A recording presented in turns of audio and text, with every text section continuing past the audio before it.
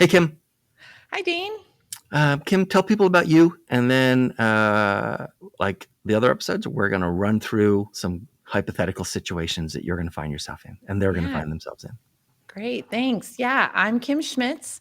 I'm the founder of Tink Marketing and Design, along with the brand luminary League and Method. And I'm a fractional chief marketing officer and marketing strategist. And I am really passionate about working with very small businesses, really just making it easier for them to take marketing off their plate, making it less chaotic by creating, one-page marketing strategy framework and a plan that is easy and allows them to focus on the tactics and activities that actually work for them and show results to help them grow.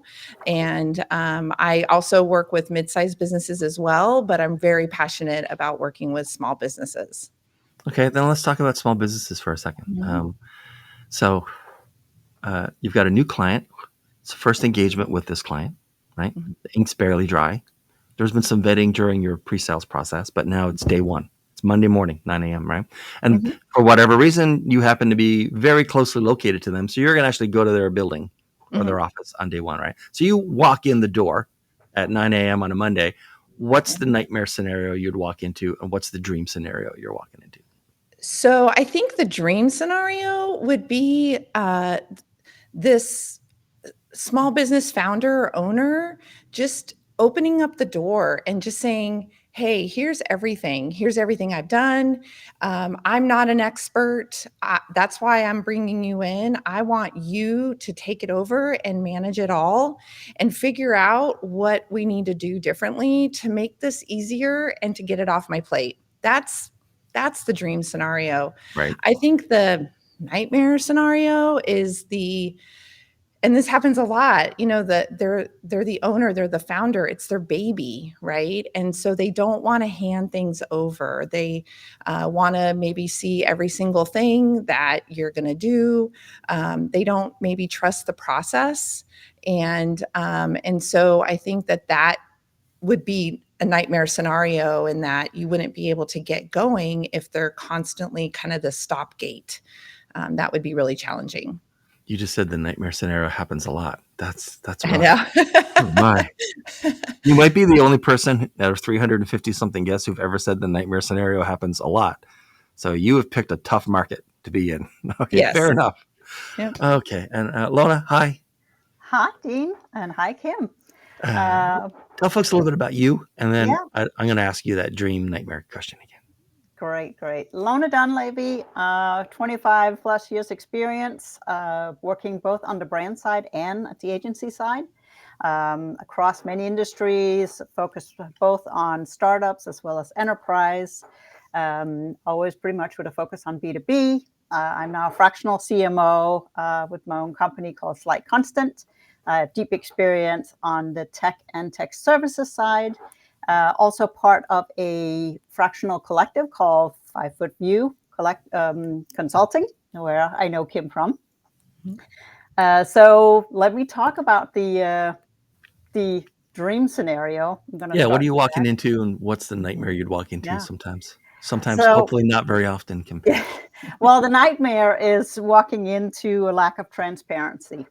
Oh, And that can be everything from really getting the right information around what tools they have in place, what they're actually able to do from a marketing perspective, what their budgets are, and what their pipeline really looks like. And the transparency can also just be around where are they really on the growth curve. So a lot of times it's really just making sure that you can get in under that level, past that lack of transparency. That's right, definitely the nightmare. The dream scenario is what I would just say is readiness to embrace that there's going to be change, readiness not just around the founder or CEO, but really the entire organization, because net for any success to happen when it comes to marketing is that needs to be across the organization. Marketing works with sales. We've worked with customer success. We work with product. So we've got to make sure that readiness is there. And I think embracing, right. that there's going to be change. So you get to start at the starting line instead of starting by convincing a lot of people to move up to the starting line. Right. Yeah, fair enough. Okay, Lona, here's a variation of that question I just asked you. Okay, here's the variation. It's about 3 months in, and you're walking down the hall at the client site, and someone at the C level or someone in the board is walking the other direction, and they say, "Hey, Lona, I was just thinking about you last night. I understood the value prop and why we put aside budget to bring you in the first place, and but what I never really understood until now watching for a few months is what's the aha moment? What do they finally realize a few months in when you've had a few months with that company?" What I see most often is that there's a sense of clarity. There's, Right. it's sort of this magical thing of marketing has been unveiled and been broken into smaller pieces for them to really understand how it fits into the organization, what it can do for them, what it can't do for them. So really making sure that, the aha moment becomes that clarity around, oh, now we really understand who it is we're selling to, what it is that we're doing, what our messaging is. There's clarity around, what tools to have in place and what they've actually gotten rid of, whether it's programs or tools or just really aligning everything within the marketing engine. So that clarity, I think, is the best aha moment, and it's the best aha moment that I can have with a customer. Right. All right, Kim. Slightly different question, but the Mhm. same question. Because you're dealing mostly with founder-led and very small companies, right? So the CEO like bolts upright in bed. It's like, that's why. That's what we're getting out of this. Now that Kim's here, what is that? Yeah, I mean, it's the clarity. It's the aha moment of Mm-hmm. going and seeing, okay, we have this foundation. We don't have to do everything everywhere every day. All like we don't have to follow every single trend. We're seeing results on the things that we've prioritized because we have clarity and we know who our audience is and we know where they are sitting and where we need to be in front of them. It's not everywhere. And it's just that sort of weight lifted off of your shoulders, I think, as the founder, where you're just feeling like, I don't have to do all of it all of the time and everywhere, and just not feeling overwhelmed. Yeah. All right. Okay. So it turns out this is a very crowded day for you because months and months ago, you agreed to go to a conference on the same day that later this client wanted you to start. So you spent the morning with the client, but now you're going to go on downtown. You're going to get on stage at a conference because you're one of the keynote speakers for the day. Mhm. You're on stage, you're talking to 250 people. Every one of them became a fractional CMO yesterday. So this is their first kind of full day, and you're the first expert on a stage that they've ever seen about fractional CMOing. Okay, so I'm going to give you the starter for 3 thoughts that you're going to pass on to this audience, and you finish that thought with whatever information should go into it. So mine are just prompts, yours are the answers. So Kim, you're on stage. First thing you're going to say to these things is look, any fractional CMO just starting out is going to be surprised by what? You're going to be surprised by the challenge of being internal versus external and what those boundaries might be. I think that a lot of people don't really understand what fractional means. And so you're going to be really surprised around probably how much you have to explain to people in the organization what that means, how that's different from, say, an internal person who may be full time and sitting there in the office with you, and that I think that's going to be probably the thing that you're going to be shocked by the most. Okay. And then Lona, how about you? You're on stage, you're talking to a couple of hundred brand new, fresh out of the oven, fractional CMOs. They were all in corporate for their whole career as of yesterday, right? So they think in those terms, not as I'm a single shingle kind of thing now. And so what are they going to be most shocked by in the first few months or first year of being a fractional CMO? You got to plan for your exit. You're not there to stay. And so I think in the back of your mind, for whatever it is you do, whether it's a strategy, you're coming in and fixing demand gen, whatever engagement you have with that client, and it could be 3 months, it could be 18 months, at some point you have to exit. And for you to be successful and leave on a successful note, I think you need to think about that. That means preparing the people that have to take over, have documentation and playbook and processes, and bringing all of those elements to light for that customer. But in the back of your head, you got to think every day about the fact that you have to exit. And that's a big difference, I think, in just being able to look at how you engage with that customer from corporate versus, fractional, and to Kim's point, being internal versus external. So, plan for your exit. All right. Next question then. Okay.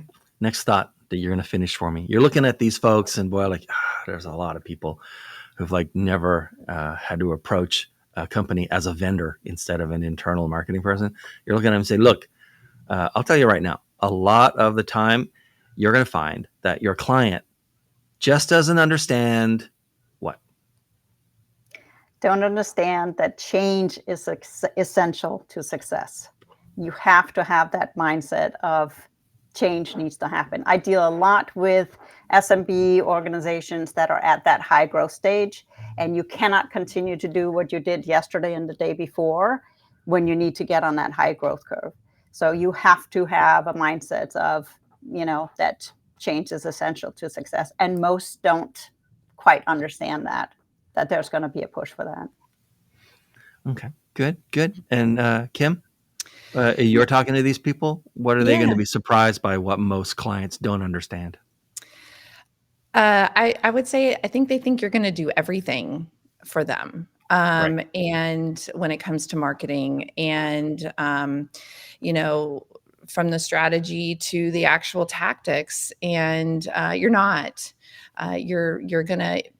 Because you're not an expert in everything, right? So you're going to go find the people who can do those things, and because you're more valuable in that strategic role and helping them just grow. And so there's just, I think, this misunderstanding that they think you personally are going to do everything. I was asked this question once. Somebody got clever and decided to turn the question around on me. It's only happened once. I'm not a fan, but they did ask me, and I had to think about it for a second. From my own business, I'm not a fractional CMO, right? But I work with mostly fractional CMOs. And I'd remembered a quote from a podcast I'd heard at that time, a few weeks earlier, and said the thing that most clients sort of don't understand, or what you will learn, is that most companies expect insiders to be generalists and outsiders to be specialists.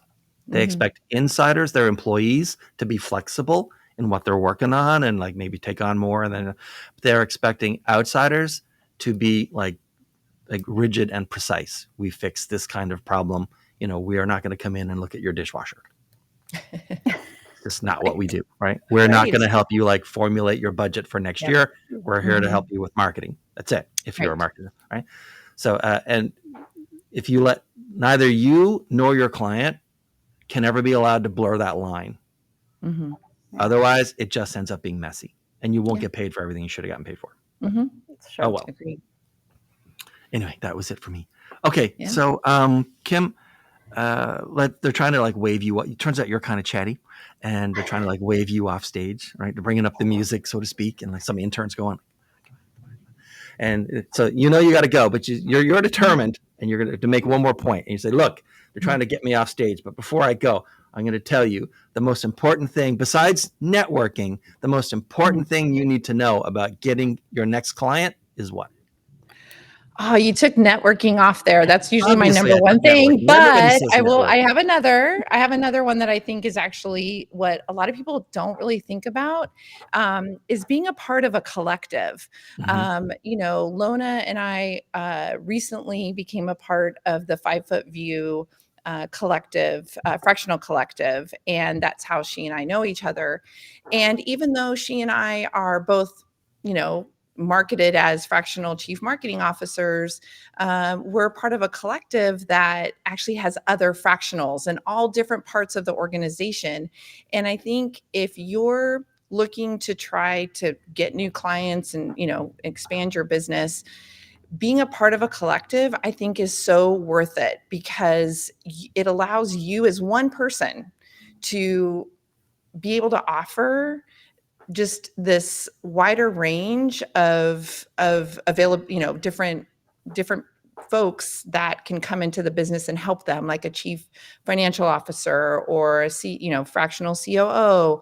And so it allows you to kind of just expand your bench where you wouldn't necessarily be able to do that by yourself. And so I would say, as if you're starting off as a fractional, even if you've been doing fractional work for a couple of years, be a part of, join a collective that allows you to have access to different experts.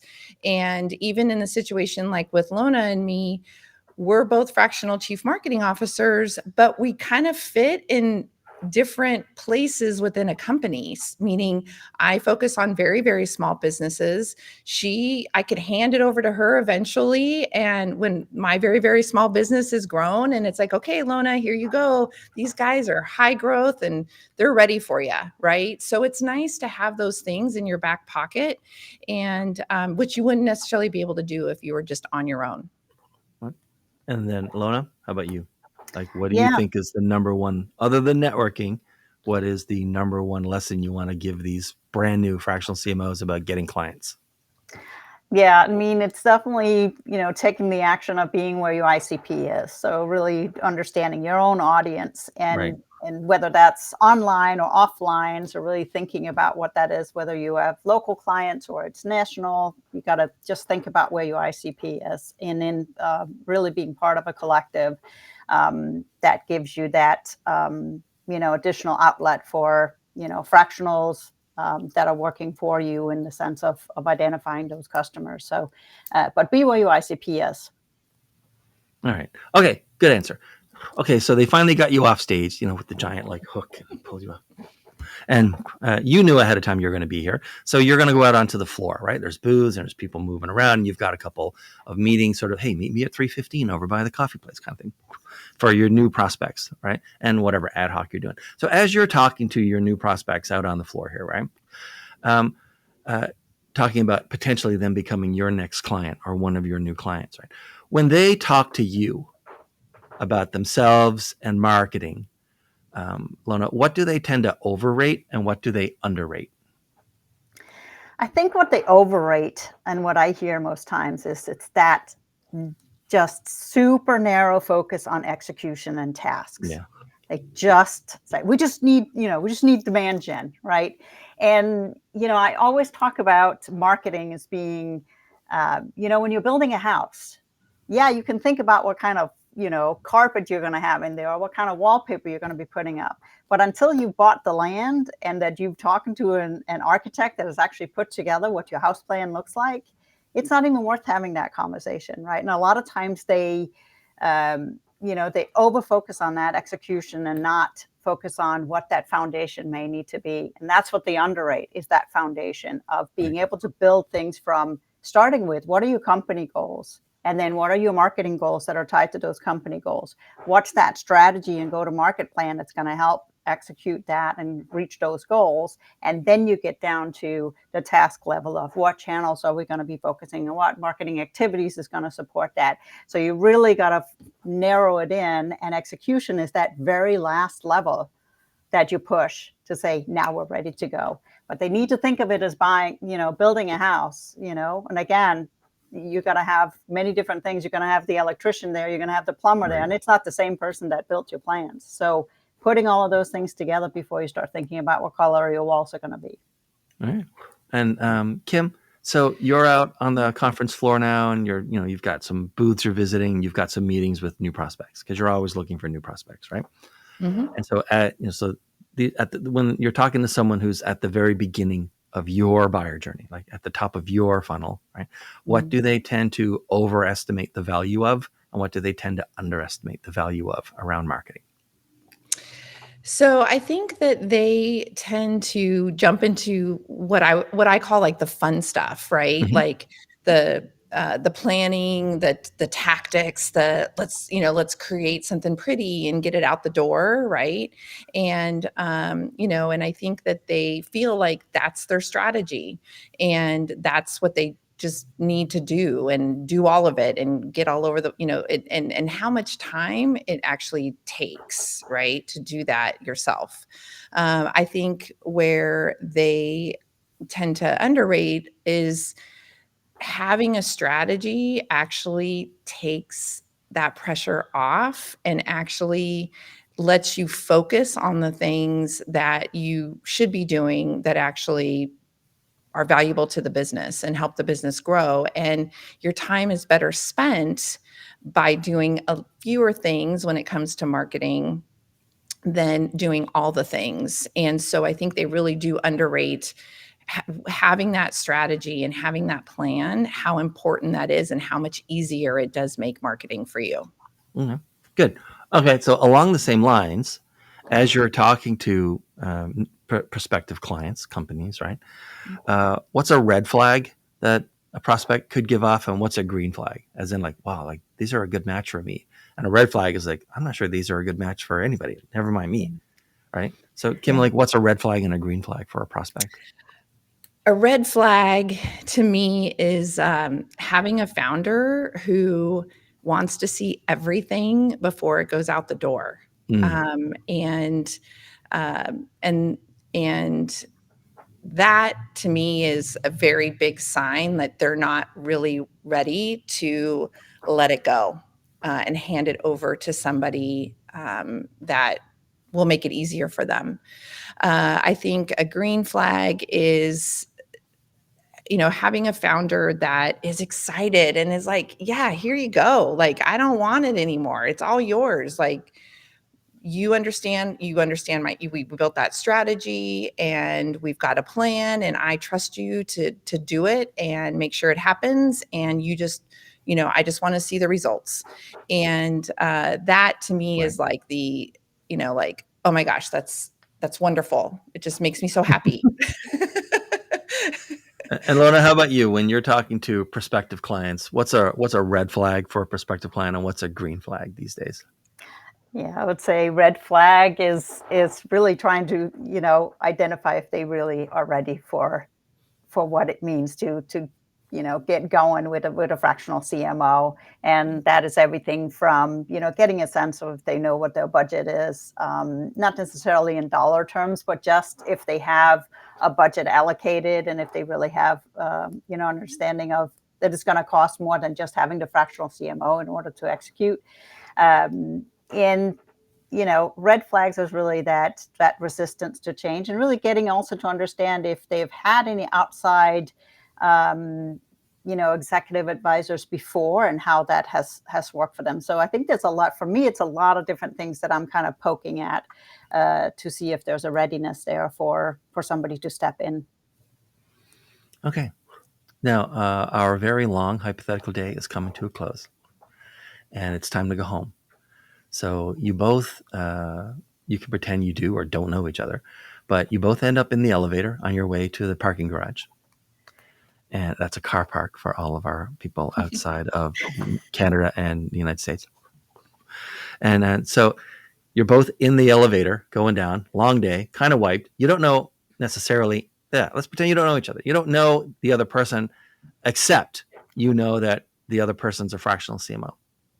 So, Lona, you're looking at this other person and you're just going to finish this question for me, directed at Kim.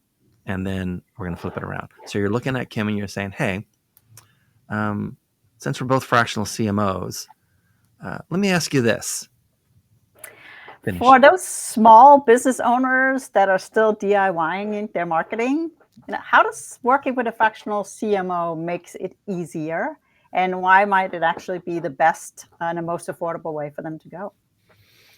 Yeah, I would say that small business owners, they're wearing so many different hats. I mean, they've started the business, they're doing all the parts, right? And marketing tends to be very overwhelming for them. Most of them are not marketing experts, right? So they're just doing a million different things. It's a scattershot approach, right? They're posting, they're writing content, they're doing maybe a webinar, they're just doing a million things. And I think that sort of when you work with a fractional marketing strategist or CMO, it actually can save you time and resources and money, because you're not just throwing money out the door or your time out the door on things that aren't really doing anything, and maybe you don't even know what's working, what's not working.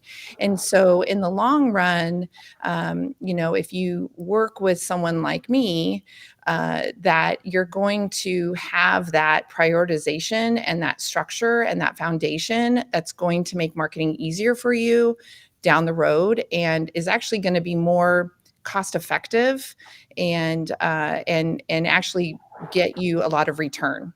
So.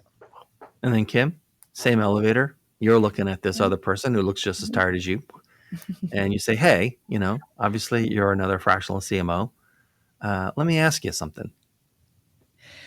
So when you are working with these CEOs or founders, and you know that there has to be a change that needs to be made, and they tell you, no, absolutely not. How do you handle that? That's a very good question. I think where I start out is really trying to peel back the layers to understand where that no is coming from. Is it fear? Is it lack of clarity on what the ask is? Is it cost that's maybe associated with it? And you will run into CEOs and founders that are going to put their foot down at times and say, no, we're absolutely not doing that. And if that is so fundamental for them, then you need to very clearly outline what the impact is going to be for saying no. And you may have to pivot, or you may have to persevere with trying to get that change in place.